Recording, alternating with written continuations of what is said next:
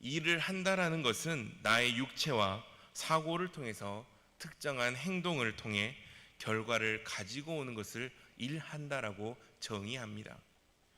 그런 의미에서 우리가 있는 모든 곳에서 우리는 일이라는 것을 하고 있습니다. 단 예외가 있습니다. 그것은 바로 지금 이 자리에서 우리가 드리고 있는 것, 바로 예배의 자리입니다.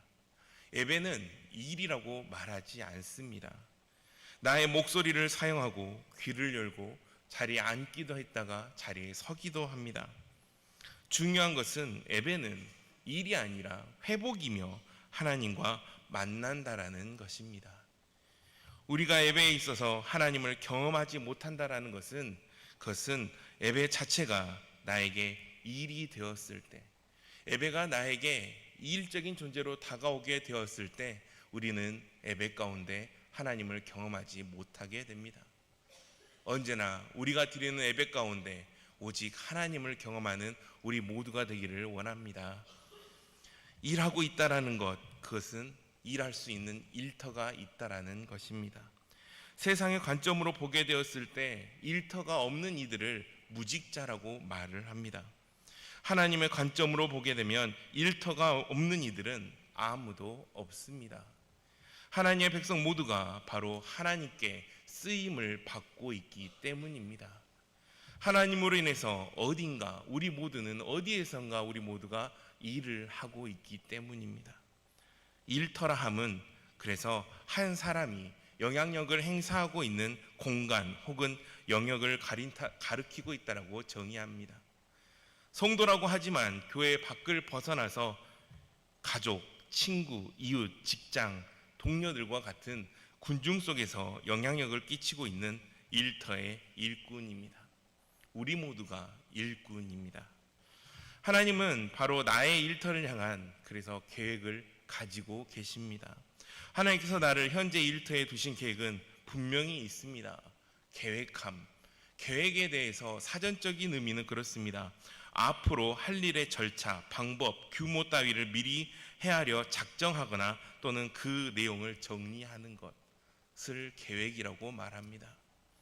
해가 바뀔 때마다 회사는 어떠합니까? 해가 바뀔 때마다 회사는 계획을 세웁니다. 내년도 계획을 세우고 그 계획안을 발표하기도 합니다. 대규모 회사에서는, 큰 회사에서는 그 회사의 사업 방침에 따라 그의 경제가 움직이기도 합니다. 사업계획의 발표는 한 회사의 방향성을 제시함과 동시에 해당 회사의 이름으로 하나가 되어 다시금 그 회사를 위해 열심히 일해보자라는 동기부여를 포함하고 있는 것이 한 회사의 사업계획입니다. 교회 안에서도 그렇습니다. 지금 우리 교회는 연말 정책당회를 준비하려고 합니다. 담임 목사님과 장로님들, 각 위원과 교회학교 등에서는 내년도 계획안을 정리하고 연말 정책당회를 준비하고 있습니다. 새 교회 운영에 대한 것들을 이제는 나누게 될 것입니다. 단 한 사람을 위한 자리가 아닌 연말 정책당회는 오직 교회 운영 전반에 걸친 동기부여가 발생하는 것입니다. 하나님이 세우신 남광교회 안에 우리가 더욱더 힘을 다해서 내년을 어떻게 준비할 것인가 동기부여가 되는 자리이기도 합니다. 우리를 향한 하나님의 계획은 그런 의미에서 바로 우리가 하나님 나라 안에서 하나님과 동역자로서 하나가 되는 것을 바라고 계시는 것입니다.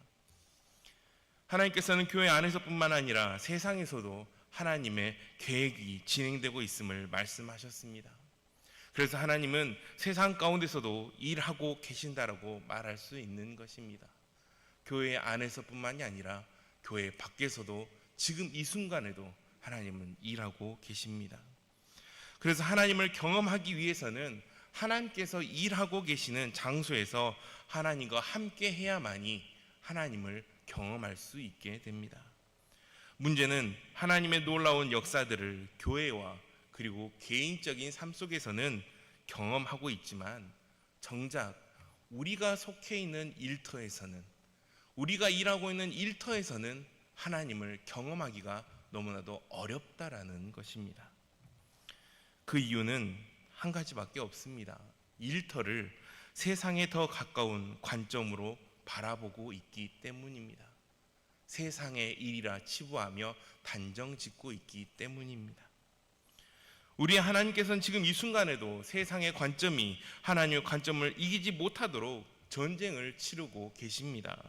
하나님의 백성도 그렇게 세상과 하나님의 전장에서 승리하기를 하나님은 지금 이 순간에도 바라고 계십니다.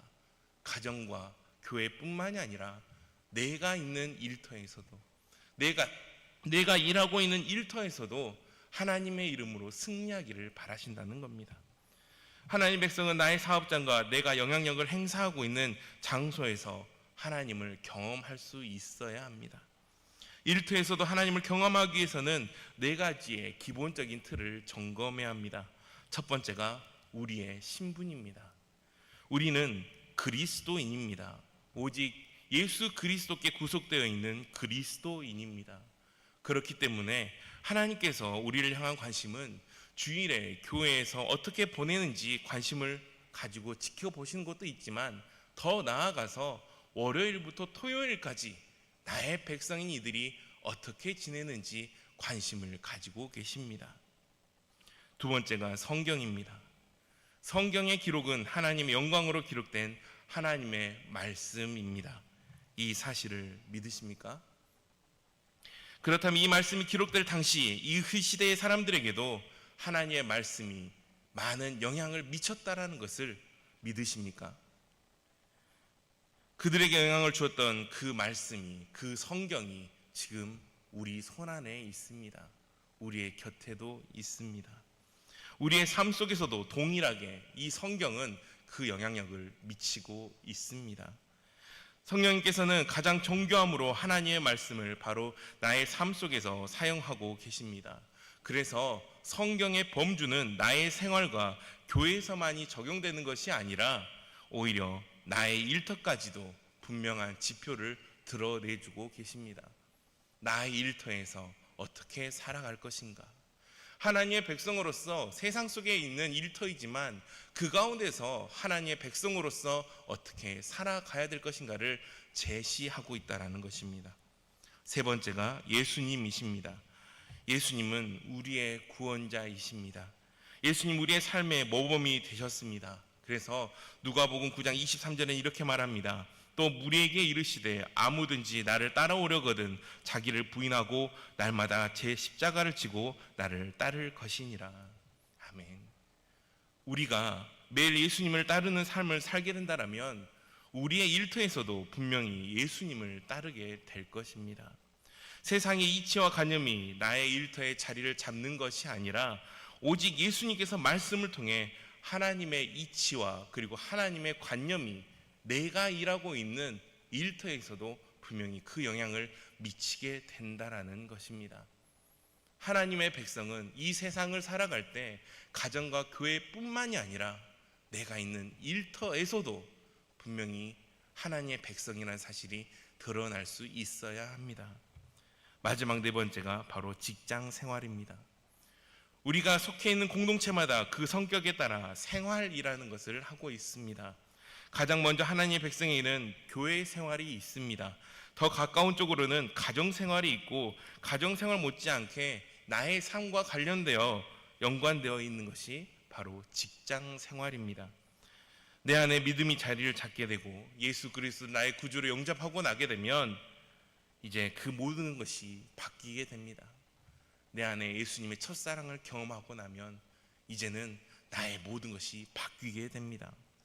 생각의 급변한 전환, 곧 패러다임 쉬프트라는 현상이 발생하게 됩니다.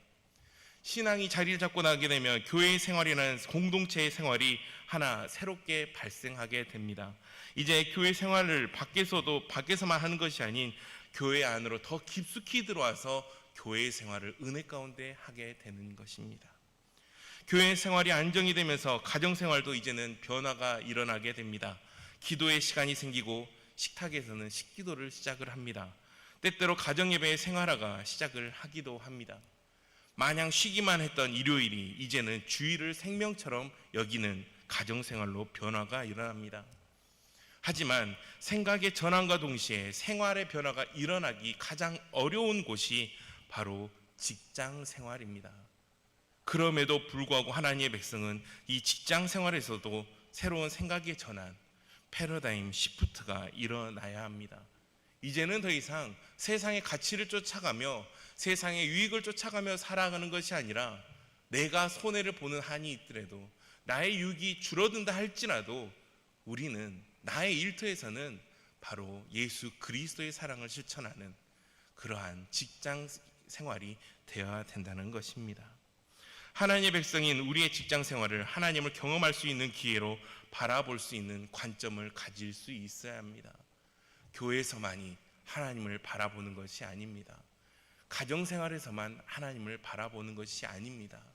우리가 일하고 있는 일터에서도 하나님을 바라볼 수 있어야 합니다.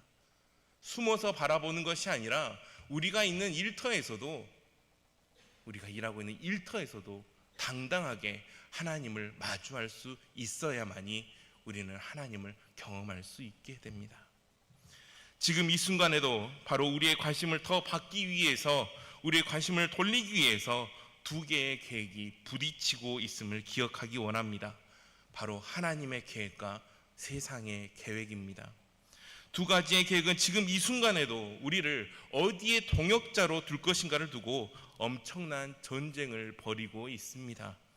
하나님의 백성인 우리에게 답은 정해져 있습니다.